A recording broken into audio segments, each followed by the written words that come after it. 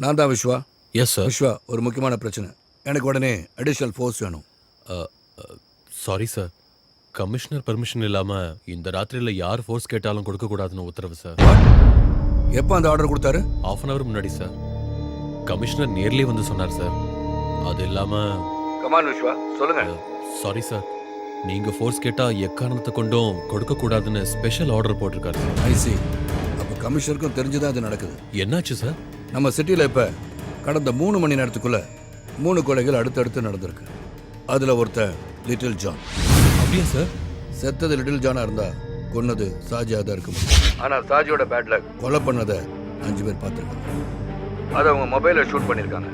இன்னைக்கு அடுத்த ராத்திரி லிட்டில் ஜானை கொலை செய்கிறத பார்த்த அந்த 5 பேரையும் சாஜியோட ஆளுங்க தீர்த்து கட்டுறதா முடிவு பண்ணியிருக்காங்க. அதில் ஒருத்தனை கொண்டுட்டாங்க. கொன்னது வேற யாரும் இல்லை, பிரபு. அந்த பசங்களை ஒருத்தன் பிரபுவை கொலை பண்ணிட்டான். Oh my god sir. அப்ப நாளைக்கு கோர்ட்ல நாம தான் ஜெயிப்போம் விஸ்வா.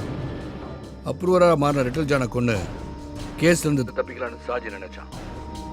இந்த உலகத்தில் எந்த கோர்ட்டுக்கு சாஜி போனாலும் அவனுக்கு எதிரான ஆதாரத்தை நம்மளால கொடுக்க முடியும். லிட்டில் ஜான் கொலையான வீடியோ ஆதாரத்தோட அந்த பசங்க எனக்காக காத்துட்டு இருக்காங்க.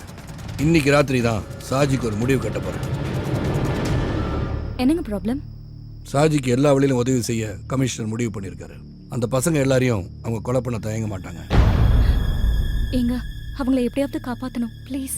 எஸ், அது அவங்களுக்காக மட்டும் இல்லை, எனக்காக, நமக்காக. எங்கள் அப்பாவை கொண்ட கூட்டத்தில் சாஜி ஒருத்தன். இன்னைக்கு ராத்திரி அவன் தப்பிச்சிட்டானா இனிமேல் எப்பயுமே அவனை பிடிக்க முடியாது. அந்த பசங்க மொபைலில் பதிவாயிருக்க வீடியோ ஆதாரமும் கடவுள் நமக்கு செஞ்ச பெரிய உதவி. அந்த வீடியோ இன்னைக்கு ராத்திரி என் கைக்கு வரணும். அதை தேடி நான் போகிறேன். பயப்படாத.